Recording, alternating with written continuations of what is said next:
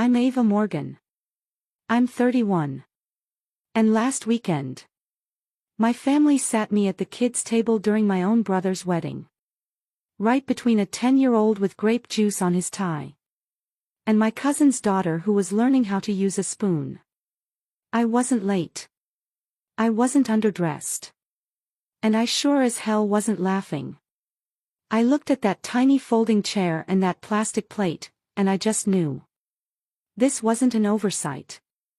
It was a message. And 5 minutes later, I took the mic and said something that changed everything. At first, I just sat there, frozen.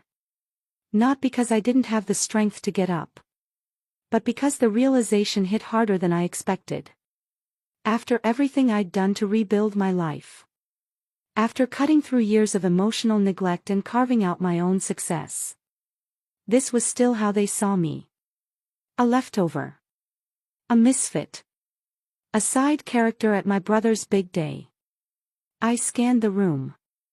There was my mom, laughing with the groom's new in-laws. Her hand wrapped around a glass of white wine, like nothing had happened. My dad. Leaning back like a retired king, as if this wedding were a coronation, for their real child. And my brother, Ryan. Front and center, basking in every ounce of attention. He didn't even glance my way. That's when something in me cracked. Not in a messy, crying in the bathroom kind of way. No. I stood up slowly, smoothed the fabric of my dress, and looked toward the mic. The MC had just said, "Anyone else want to say a few words?" And I swear, I didn't plan what came next. I just knew, I wasn't going to let this moment pass. Not this time. You'd probably assume this was some last-minute mistake. Like maybe the seating chart got mixed up. But, it wasn't. This had been building for decades. Growing up in the Morgan house meant one thing: Ryan was the son, and the rest of us. Just background noise orbiting around him. I was the older sister, but somehow always made to feel smaller. He got the big birthday parties. The surprise gifts. The loud applause for doing the bare minimum. Me? Straight A's got a head nod. Winning regional debate got a, "That's nice, but don't rub it in." My mom used to joke, "You were just born more independent." Which really meant, we won't be investing in you emotionally. Please parent yourself. My dad. The king of passive support. He'd say things like, "That's just how your mother is." As if that explained why I got silence for achievements. And criticism for simply existing too loudly. Even holidays had a pattern. Ryan got praise for showing up. I got guilt-tripped for asking if we could take turns hosting. And somehow, I still kept trying. Still kept hoping they'd notice me, care, show up. Spoiler. They didn't. And sitting at that kid's table. That wasn't just a slap in the face. It was a reminder. No matter how much I'd grown, in their eyes, I hadn't changed. But that was about to change for them. My mom, Celeste, has always been. What's the word? Curated. She doesn't raise her voice. She doesn't forget birthdays. She's the kind of woman who keeps handwritten thank you cards in a drawer, just in case. But behind that perfectly composed image is a master manipulator. Not the scream-in-your-face kind. The undermine-you-in-smiles kind. Growing up, she'd say things like, "Ryan needs more attention, he's sensitive. You're strong, Ava. You don't need all that fluff." And I believed her. I believed her when she didn't come to my school play because Ryan had a big test the next day. I believed her when she told me college debt builds character, right after they paid for his tuition in full. I even believed her when she told my relatives Ava likes to do her own thing. She's not really the family type. She didn't just play favorites, she rewrote the entire narrative to make it seem normal. Like it was my fault I wasn't the chosen one. Like being excluded was something I preferred. But the wedding? That was her final brushstroke on a painting she'd been working on my whole life. Sitting me at the kids' table wasn't random. It was precise. Planned. Another, harmless little detail, she could later laugh off. Except this time, she had underestimated just how much I'd grown. And this time, I wasn't going to sit quietly. My dad, Leonard, was always harder to read. Not because he was mysterious. But because he made invisibility into a lifestyle. He wasn't loud. He wasn't mean. He just wasn't there. Not physically, he was around. He grilled steaks on Sundays. He paid bills on time. He nodded a lot and said, "That's just your mother being your mother." And every time I cried about something. A cruel comment, a missed event, a forgotten milestone. He'd shrug and say, "Ava, don't take everything so personally." But silence is personal. When someone sees you hurting and says nothing. That's a choice. And he made that choice my whole life. He let my mom bulldoze my boundaries. He let Ryan be the golden child. And when I started pulling away in my 20s, missing family dinners, skipping holidays. He called it a phase. Told people I was finding myself. Never once asked what I needed, or why I felt like I didn't belong. So when I stood in that wedding hall, staring at the tiny chair with my name tag next to a juice box, I didn't just see a table. I saw years of neglect disguised as neutrality. Years of keeping the peace that only ever protected one side. And for the first time in my life, I wasn't going to be the one who stayed quiet to keep things easy. And then there was Ryan. The golden boy. The pride of the Morgan household. The one who could have gone pro, even though he quit soccer sophomore year. If I got a B+, it was, "You need to focus." If Ryan failed a class, it was, "The teacher's probably just not inspiring him." He was the charismatic one. The visionary. The big personality, who meant well even when he wrecked 2 cars and forgot mom's birthday. When I got my first apartment at 20, working 2 jobs to pay rent, Ryan moved back home and had his room repainted and upgraded like a hotel suite. When I got promoted at work, Mom said, "Don't flaunt it in front of Ryan. He's still figuring things out." He never asked about my life. Never said congrats. But I always showed up for his, because that's what I was trained to do.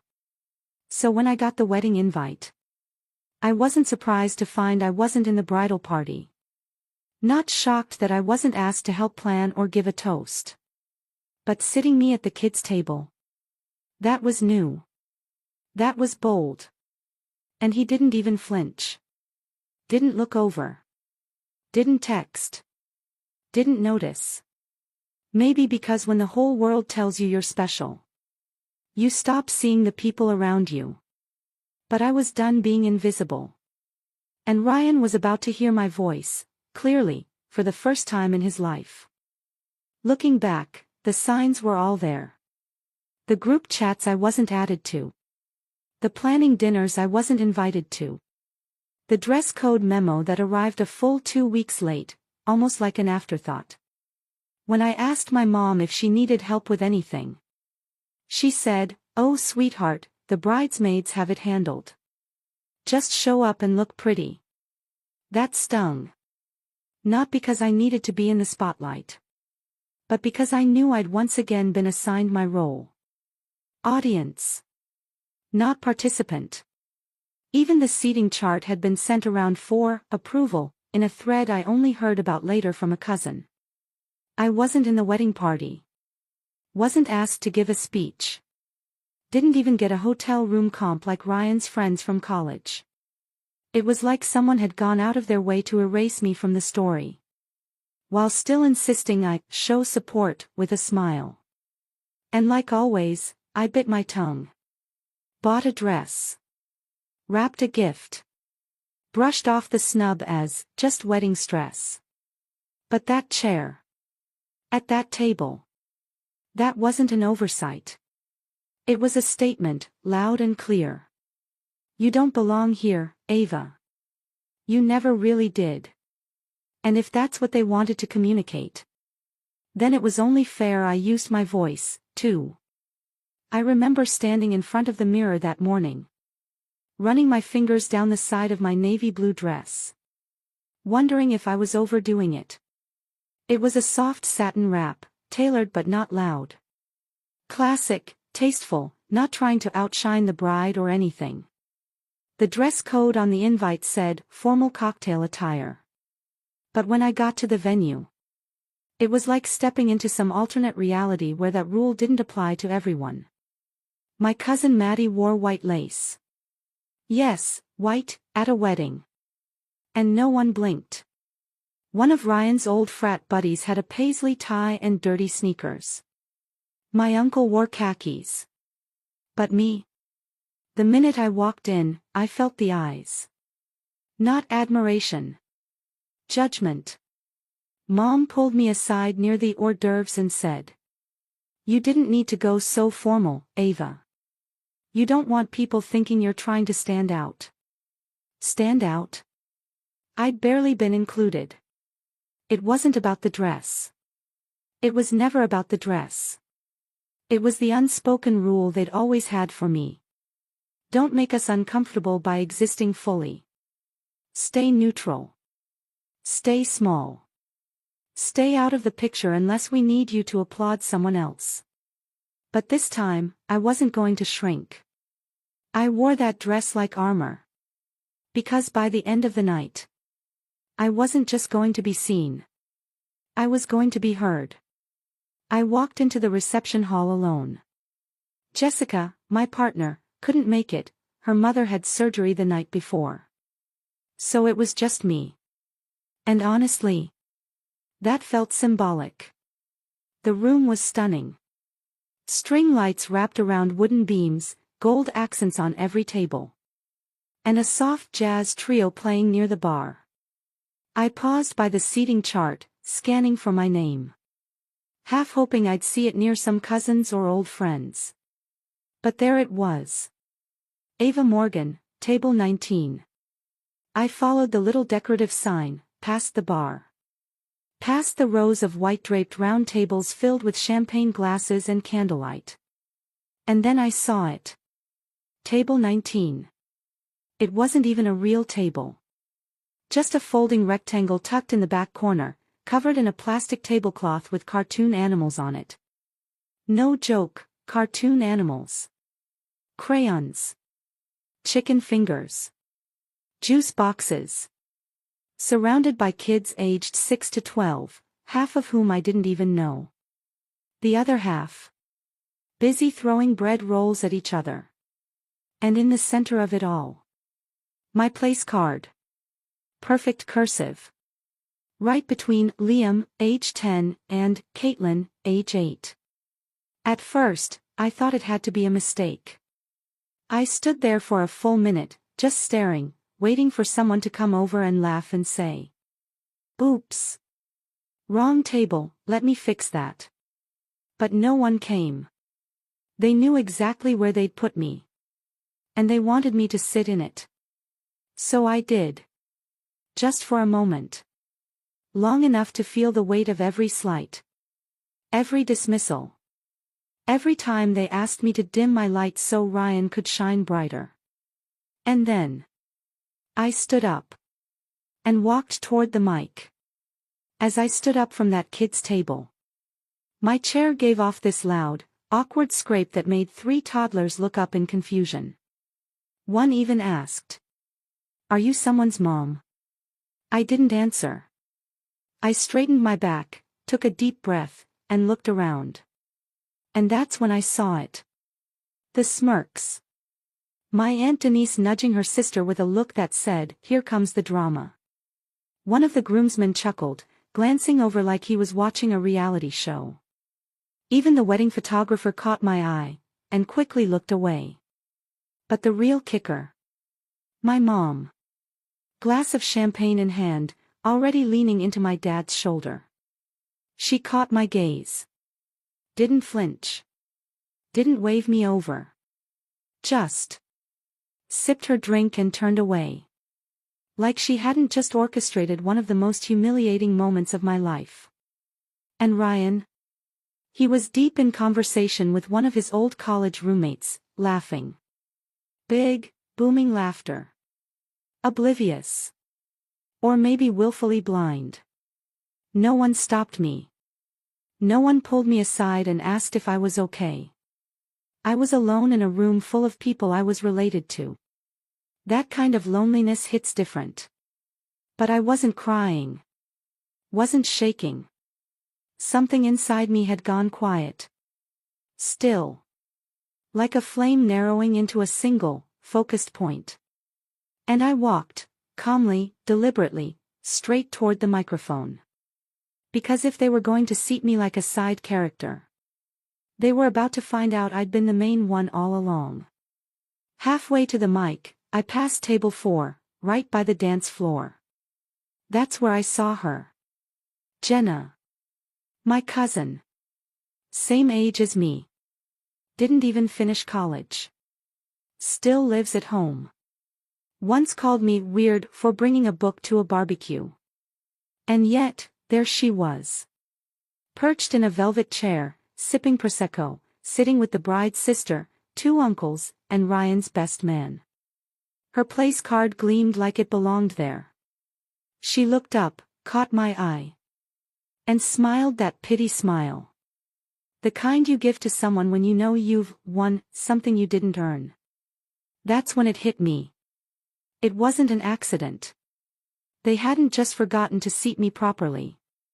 They had deliberately placed me where they thought I belonged. With crayons and chicken nuggets and juice boxes. Not because I wasn't worthy. But because acknowledging me would mean admitting that I had outgrown the little box they had built for me. Seeing Jenna in that chair felt like the final twist of the knife. The kind of quiet betrayal that says, everyone else here is an adult. You're still background noise. So I didn't flinch. I didn't hesitate. I kept walking. And when I reached the mic, I smiled. Not because I was happy. But because I was finally, ready to burn the script they'd written for me. My fingers brushed the mic. Cool metal. The kind that hums with tension before a truth bomb drops. But before I spoke, a reel started playing in my mind. Not of happy memories. But of every moment I'd swallowed my pride in that family. Like when I won a regional art competition in high school. And my mom said, "That's sweet, but maybe focus on something practical like Ryan's robotics club." Or when I spent my entire summer working 2 jobs to afford college textbooks. While Ryan's were bought automatically, with a note that said, "Your future matters to us." There was the time I broke up with my first girlfriend and called home crying. And my mom said, "You're just confused. Maybe keep that part of your life private." And when I bought my first car, used, with a dent in the side, my dad said, "Hope it lasts. Ryan just got a new one. His job is really taking off." They never said, "We're proud of you." Only, "Don't get ahead of yourself." Every milestone I crossed was either ignored or repackaged as a cautionary tale about being too independent. And every time I bit my tongue, every time I dimmed my light, every time I told myself, they just don't know better, it led me to this moment. To that chair. At that table. With the kids. But I wasn't a child anymore. And I wasn't here to be quiet. Just before I reached the mic stand. Like fate needed to toss in one last match. A waiter passed by, carrying a tray of champagne flutes. I reached for one. He paused. Looked at me. Then tilted the tray away. "Oh, sorry," he said with a polite smile. This tray's for the adult tables only. We have juice boxes over at 19. Table 19. That number hit me like a slap. I just blinked at him, too stunned to speak. The waiter looked confused. Embarrassed, even. But moved on. And that was it. That was the moment. The last ounce of restraint in my body snapped clean. Because this wasn't just a seating arrangement. This was a message, broadcast loud and clear. We don't see you. We don't value you. You're here, but you're not one of us. They didn't just sit me at the wrong table. They put me back in my place. The place they'd carved out for me since childhood. Only this time. I wasn't going to sit quietly and sip juice. I stepped up to the mic.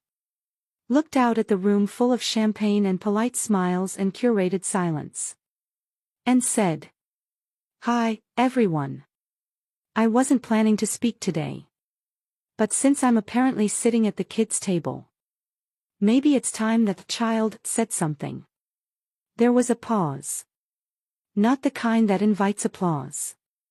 But the kind that makes people hold their breath. Forks stopped midair. Chairs creaked. A ripple of confused laughter ran through the room. From the head table, Ryan finally looked up.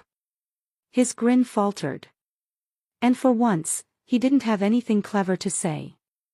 I could see my mother stiffen. Her smile twitched. She leaned toward my father, whispering behind her hand like that would stop the room from hearing the tension crackle. I didn't rush. Didn't raise my voice. I let the silence settle. Then I smiled, just enough to unnerve them. I just wanted to say congratulations, Ryan and Eliza. My brother nodded slowly, the smile trying to return to his face. Not realizing I hadn't even warmed up yet. Beautiful wedding. Stunning decor. The adults-only champagne. Very classy touch. A few people chuckled, awkwardly. The MC shifted in his seat. The photographer actually stopped mid-snap. I have to admit, when I saw my name at table 19, next to a juice box and a set of crayons, I thought it was a mistake. But then I realized, no. It was just a reminder. I glanced toward my mother. She looked away. A reminder that no matter what I've done, no matter what I've built or who I've become, some people in this room will always see me as less. Now the silence was different. Still heavy. But hanging on every word. So thank you, table 19. You didn't embarrass me. You reminded me why I've fought so hard to be exactly who I am today. I could feel the tension shift in the room. People weren't eating anymore. They were listening. Even the DJ stopped adjusting the playlist. It was like the wedding paused mid-frame. I let the quiet stretch for just a second longer. Then leaned into the mic, voice still steady. You know, growing up, I used to think something was wrong with me. That maybe I was too sensitive. Too loud. Too me. I glanced around, at aunts who never invited me to brunch. At cousins who never asked about my job. At Ryan, whose jaw was slowly tensing like he'd finally realized this wasn't going to be a sweet toast. But now I get it. It wasn't me. It was a system, built quietly, politely, where one child shines. And the other learns to clap from the shadows. That line landed. I saw someone near the back whisper. Someone else shift uncomfortably in their seat. I've worked hard for my life. My career. My independence. I don't need recognition. But I do deserve respect. Then I turned my head slowly, straight toward my parents. And respect isn't passive-aggressively sitting your daughter with a table of 10-year-olds. After years of treating her like a placeholder instead of a person. My mother's mouth opened, then closed. My father folded his hands in his lap, his gaze fixed on the centerpiece in front of him. They didn't interrupt.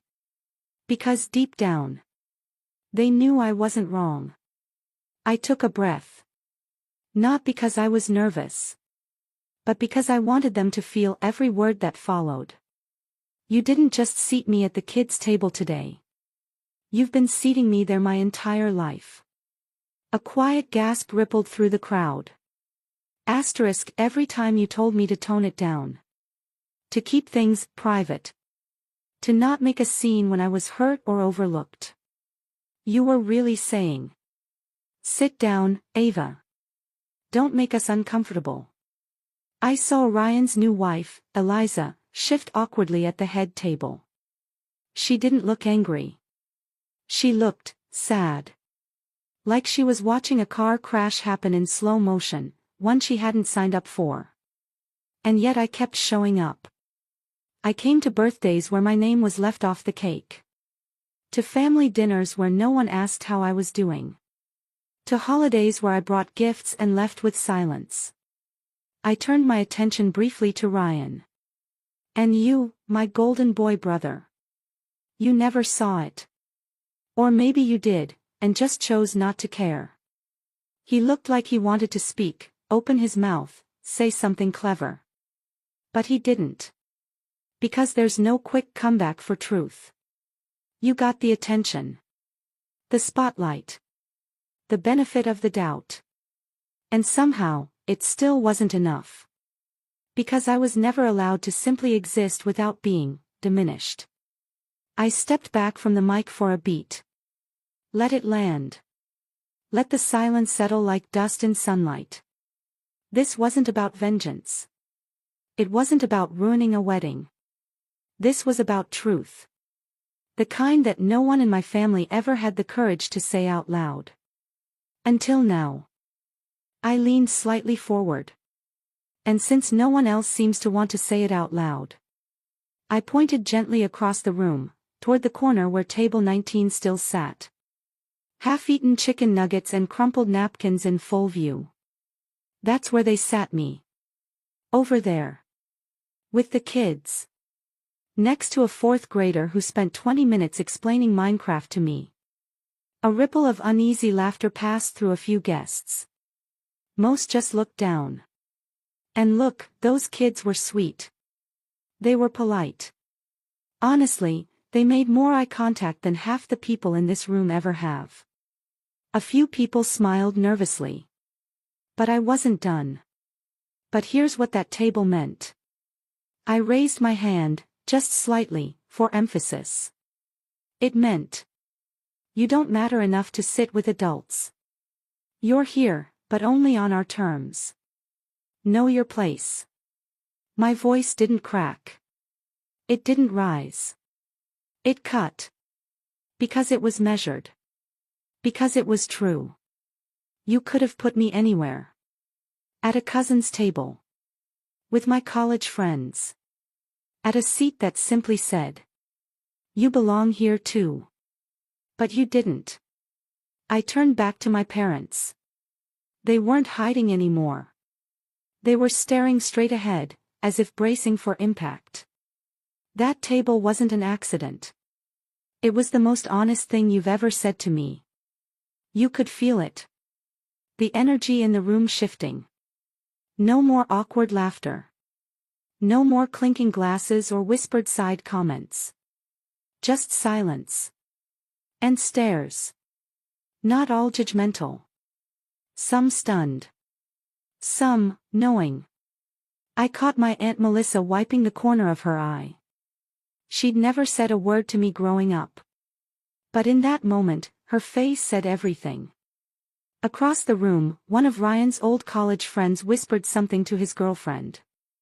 She looked at him, mouth slightly open, and shook her head. The photographer lowered his camera. Just watched. And my cousin Darren, the only one who ever treated me like a real person, gave me this tiny, imperceptible nod from the back. That's when I realized. I wasn't the only one who saw it now. I wasn't crazy. I wasn't making this up. They had just never expected I'd say it out loud. I turned slightly, so everyone could hear, not just my parents. This isn't about ruining a wedding. It's about refusing to disappear. My voice stayed calm, but the words, they cracked through the air like lightning. You don't get to silence someone their whole life. Then act shocked when they finally speak. I let the silence breathe again.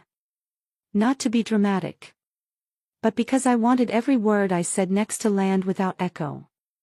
You want to know what hurts the most? I looked straight at Ryan. It's not the table. It's not the years of being dismissed. Or the jokes about how I'm too intense or too emotional. He looked frozen, like a statue in a suit. Like a groom realizing the party had just turned into something else entirely. It's knowing I bent over backwards to be part of this family. And all I ever got in return was the feeling that I was always just too much. Too different. Too inconvenient to love out loud. Someone near the back gasped softly. I kept going. And you know what? Maybe I am too much. Too independent. Too outspoken. Too unwilling to sit quietly while you serve your golden child another slice of praise. I turned to my mother, then my father. You taught me silence. You taught me to keep my achievements small and my disappointments quieter. But I've unlearned all that now. The crowd was silent.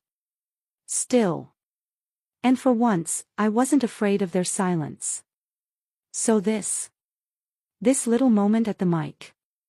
This is for every version of me you tried to shrink. For every dinner where you cut me off. For every time you looked past me. I let that sit. Let them feel it. I'm done asking for a seat at your table. Because from now on, I build my own. And with that, I handed the mic back. Didn't drop it. Didn't storm off. I walked, shoulders straight, head high. Past the stunned silence. Past the champagne flutes. Past table 19. And out the front door. Just before I reached the exit, something tugged at me. Not anger. Not drama. Decency. So I turned back, one last time. Not to my parents. Not to Ryan. But to Eliza. She was still seated at the head table. Hands folded tightly in her lap. Eyes wide with that deer-in-the-headlights stillness. She wasn't the villain in this. She hadn't built the system. Just married into it. So I walked back, halfway across the floor. And caught her eyes. Eliza, I said, soft but clear. None of this was about you. A visible breath escaped her lips. You've been kind to me since day one. And I really, truly hope your marriage is everything you want it to be. She gave a small, stunned nod. Then mouthed, thank you.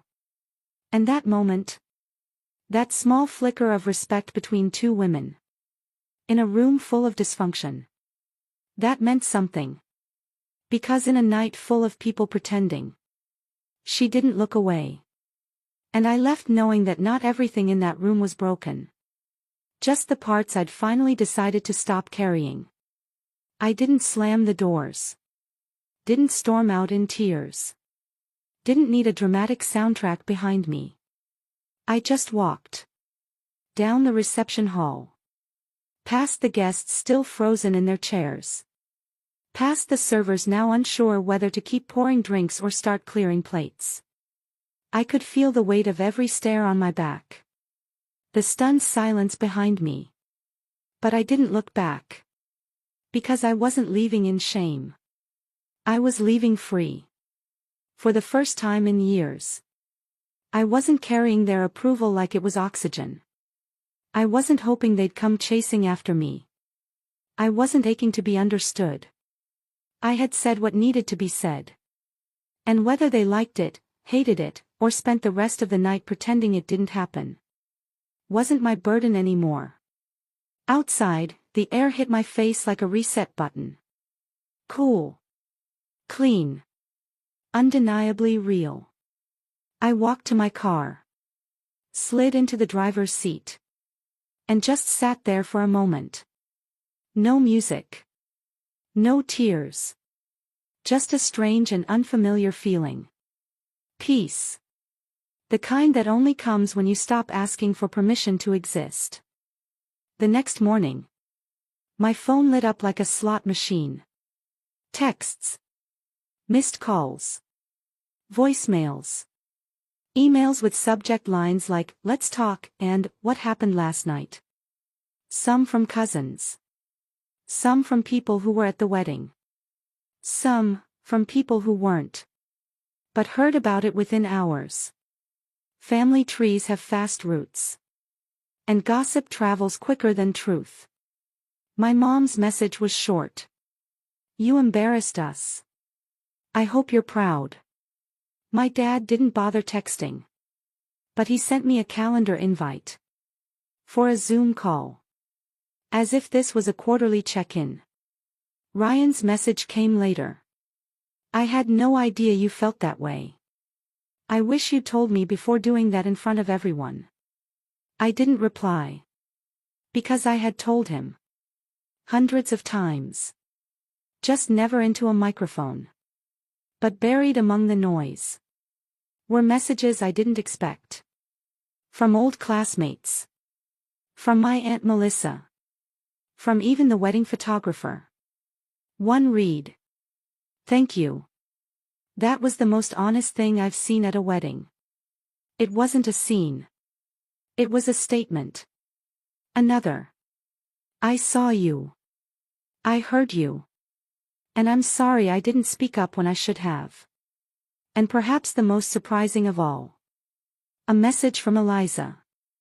"I admire your strength. And I hope someday we can build something honest between us." I read it twice. And I smiled. Because for the first time in my life, I was being seen not as the difficult one, but as the honest one. Weeks passed. And the wedding drama. It faded. At least in the family chat groups I'd long since muted. They went back to pretending. Holiday plans without my name on the list. Photos posted with captions like, "Family first." It didn't hurt. Not like it used to. Because I had finally stopped waiting for a seat at their table. Instead, I started building my own. Dinner with friends who checked in without an agenda. Weekend trips with people who didn't need me to perform politeness just to be welcome. Late nights with Jessica, talking about the future without tiptoeing around the past. I started seeing a therapist. Not because I was broken. But because I was ready to heal for real. To unravel all the lies I'd swallowed. To stop editing myself for comfort. To breathe in a life I didn't have to apologize for. I began sharing my story in small spaces. One-on-one conversations.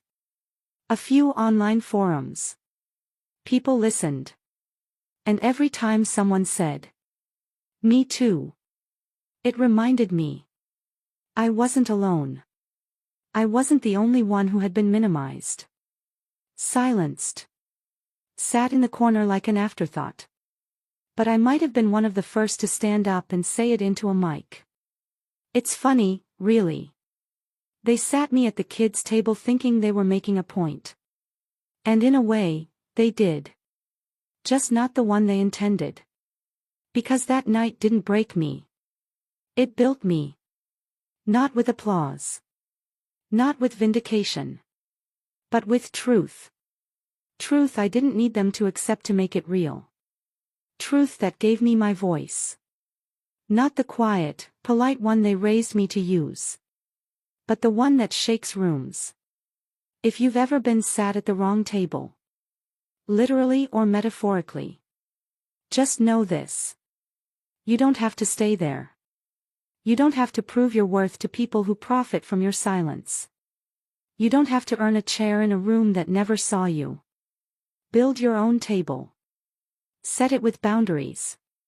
Fill it with people who listen without conditions. Invite your whole self to sit down. And if you ever find yourself in a moment with a mic, or just a chance to speak, take it. Even if your voice shakes. Even if your family stares. Because the second you stop waiting for their permission, that's when your life truly begins.